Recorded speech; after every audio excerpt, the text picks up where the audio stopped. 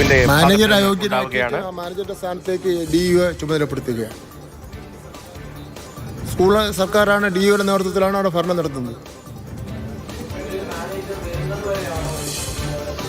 ഇപ്പോൾ മരുന്നുവരെ എന്ന് പറഞ്ഞിട്ടില്ല, DEOയ്ക്ക് ചുമതല കൊടുത്തിരിക്കുന്നു. അത് എത്ര നാൾ വേണേൽ പോകാം. അപ്പോൾ അവർ നമ്മൾ ഗവൺമെൻറ് ഉദ്ദേശിക്കുന്ന കാര്യങ്ങൾ റാറ്റിഫൈ ചെയ്ത് പരിഹരിച്ച് അതിന് അപേക്ഷ നൽകിയാൽ അപ്പോഴും ആലോചിക്കും. എല്ലാ ആക്ടിവിറ്റീസും DEO ആയിരിക്കും നടത്തുന്നത്.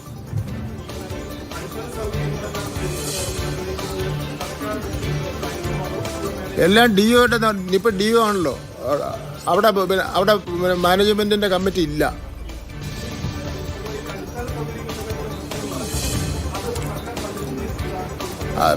സർക്കാർ ഫണ്ടിൽ നിന്നല്ല, അവിടുത്തെ മാനേജ്മെൻറ്റ് ഫണ്ടുണ്ട്. ആ ഫണ്ടിൽ തന്നെ അങ്ങ് ചെലവഴിക്കും. അതൊന്നും സമയം നിശ്ചയിച്ച് നൽകേണ്ട കാര്യമില്ല. അതിനു വേണ്ടിയല്ല നടപടി എടുത്ത് അവരങ്ങ് ചെയ്യണം.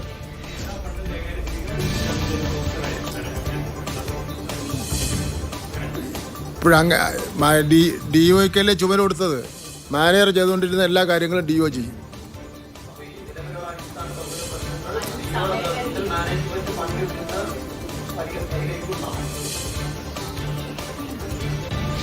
എന്താ ആവശ്യമില്ലാത്ത ചോദ്യം? എന്താ ഒന്നുകൂടെ പറ. സർക്കാരിൻ്റെ ഫണ്ടൊന്നും എടുക്കില്ല. അത് മാനേജ്മെൻറ്റ് സാധാരണഗതിയിൽ ചെയ്യേണ്ട കാര്യങ്ങൾ മാനേജ്മെൻറ്റിൻ്റെ ഫണ്ട് ഉപയോഗിച്ച് തന്നെയാണ് എല്ലാ സ്കൂളുകളിലും ചെയ്യേണ്ടത്. അത് ചെയ്യുന്നതിൽ മാനേജർ കൃത്യവിലോപം വരുത്തിയതിനെ തുടർന്നുണ്ടായ ഒരു അപകട മരണമാണ് അവിടെ നടന്നതെന്നുള്ള കണ്ടെത്തലുകൾ ഉണ്ടായിട്ടുണ്ട്. അത് സംബന്ധിച്ച് അവർ കൃത്യവിലോപം നടത്തിയതായിട്ടും പോലീസും ആ ഒരു രീതിയിൽ തന്നെയാണ് കേസെടുത്ത് മുന്നോട്ട് പോയിട്ടുള്ളത്. അപ്പോൾ സാധാരണഗതിയിൽ ഇത്തരം സ്ഥലങ്ങളിൽ കുട്ടികളുടെ സുരക്ഷയും അതുപോലെ തന്നെ അവിടുത്തെ അധ്യാപനത്തിലും വീഴ്ച വരുത്തിയതിനെ തുടർന്ന് സ്കൂളുകളിൽ DEOയ്ക്ക് വിദ്യാഭ്യാസ വകുപ്പ് ഡയറക്ടർക്ക് സ്കൂള് മാനേജറെ അവിടുന്ന് മാറ്റി വിദ്യാഭ്യാസ ഓഫീസറെ ചുമതലപ്പെടുത്തിയിരിക്കുന്നു. സാധാരണ ഒരു മാനേജർ മറ്റുള്ള എയ്ഡഡ് സ്കൂളിൽ ചെയ്യുന്നത് പോലെ തന്നെ ഈ DEOയ്ക്കും മാനേജർ എന്ന നിലയിൽ അവരുടെ കർത്തവ്യവും ചുമതലയും നിർവഹിക്കാവുന്നതാണ്. അപ്പോൾ ഇതിനെ തുടർന്ന് നൽകിയിട്ടുള്ള ഇപ്പോൾ പുതുതായിട്ട് നൽകിയിട്ടുള്ള നിർദ്ദേശങ്ങളടക്കം അവരവിടെ ചെയ്തതിന് ശേഷം നമുക്ക് വിവിധ ഡിപ്പാർട്ട്മെൻറ്റുകളിൽ സംയുക്ത ഓഡിറ്റ് അവിടെ നടത്തി ഈ കാര്യങ്ങളെല്ലാം കൃത്യമാണെന്ന് ബോധ്യപ്പെടുന്ന പക്ഷം നമുക്ക് ആ സമയത്ത് ഉത്തമമായ തീരുമാനം വിദ്യാഭ്യാസ വകുപ്പ് ഏറ്റെടുക്കും.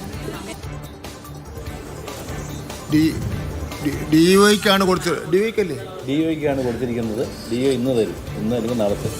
ബാക്കിയുള്ള നടപടി സ്വീകരിക്കും. നമ്മൾ ഒരുപാട് അങ്ങ് ധൃതി കാണിക്കണ്ടേ? ഇതിൻ്റെയൊക്കെ ഒരു സമയക്രമമൊക്കെ ഉണ്ടല്ലോ. സമയക്രമം ചില നടപടിക്രമങ്ങളൊക്കെ ഉണ്ടല്ലോ. നമ്മളതിൽ നിന്ന് ഒരു വിട്ടുവീഴ്ച കാണിക്കുകയോ അല്ലെങ്കിൽ ആരെങ്കിലും സഹായിക്കാൻ നിൽക്കുകയോ അല്ലെങ്കിൽ ചില മാധ്യമങ്ങൾ പറഞ്ഞതുപോലെ ഇത് ഗവൺമെൻറ്റിന് താല്പര്യമുള്ള സ്കൂളെന്നോ അല്ലെങ്കിൽ LDFന് താല്പര്യമുള്ള സ്കൂളെന്നോ ഒന്നും ഒരു നിലപാടൊന്നും എടുക്കുന്നില്ല. തുടക്കം മുതൽ ഇപ്പോൾ ഇവിടെ പ്രഖ്യാപിച്ച സമയം വരെ നമ്മൾ ന്യായമായും സത്യസന്ധമായും നിയമത്തിലുണ്ട് എന്നുള്ള കാര്യങ്ങൾ ചെയ്യുന്നുണ്ട്. പിന്നെ നമ്മുടെ ഓരോരുത്തരുടെയും മനസ്സിരിക്കുന്ന കാര്യങ്ങൾ നമുക്ക് ചെയ്യാൻ വേണ്ടി വിഷമായി.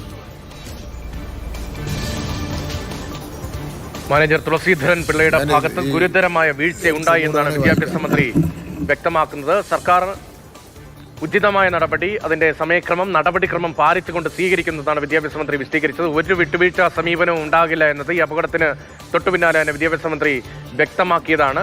അന്ന് മന്ത്രി വി ശിവൻകുട്ടി എന്താണോ പറഞ്ഞത് അതിനനുസരിച്ച് തന്നെ ഇപ്പോൾ നടപടികൾ ഉണ്ടാകുന്നു. വളരെ സ്വാഗതാർഹമായ നിലപാടാണ് വിദ്യാഭ്യാസ വകുപ്പിന്റെ ഭാഗത്ത് നിന്ന് ഉണ്ടാകുന്നത്. സ്കൂൾ മാനേജ്മെന്റിന്റെ അശ്രദ്ധ മൂലമാണ് ഒരു കുട്ടിക്ക് ജീവൻ നഷ്ടമായത് എന്നത് വിദ്യാഭ്യാസ വകുപ്പ് അംഗീകരിക്കുന്നു.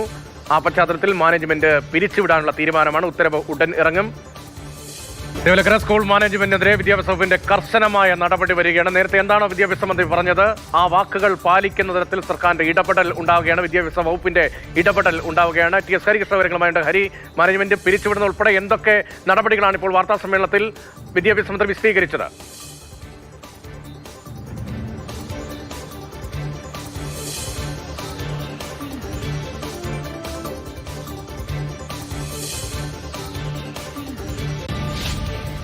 വകുപ്പ് ഒരു വിട്ടുവീഴ്ചയും ചെയ്തിട്ടില്ല ഈ വിഷയത്തിൽ എന്നാണ് വിദ്യാഭ്യാസ മന്ത്രി ആദ്യമേ ഈ വിഷയവുമായി ബന്ധപ്പെട്ട് പറഞ്ഞത്. പ്രധാനമായും വിദ്യാഭ്യാസ വകുപ്പ് സ്വീകരിച്ചിട്ടുള്ള നടപടി, അതായത് മാനേജ്മെന്റിനോട് ഇത് സംബന്ധിച്ചൊരു വിശദീകരണം തേടിയിരുന്നു. മാനേജ്മെന്റിനോട് പൊതുവിദ്യാഭ്യാസ വകുപ്പ് ചോദിച്ചത് ഇതാണ്: നിങ്ങൾക്കെതിരെ നടപടി എടുക്കാതിരിക്കാനുള്ള കാരണം എന്താണ് എന്നുള്ളതാണ് മാനേജ്മെന്റിനോട് ചോദിച്ചത്. അവർ നൽകിയിട്ടുള്ള മറുപടി തൃപ്തികരമായിരുന്നില്ല. മനഃപൂർവ്വം ഒരു വീഴ്ചയും ആ സ്കൂളിൽ സംഭവിച്ചിട്ടില്ല എന്നുള്ളതായിരുന്നു സ്കൂൾ മാനേജ്മെന്റിന്റെ മറുപടി. പക്ഷേ ആദ്യമേ തന്നെ വിദ്യാഭ്യാസ വകുപ്പ് ഇതിൽ വീഴ്ചയുണ്ട് എന്നുള്ള കാര്യം ആവർത്തിച്ച് പറഞ്ഞിരുന്നു.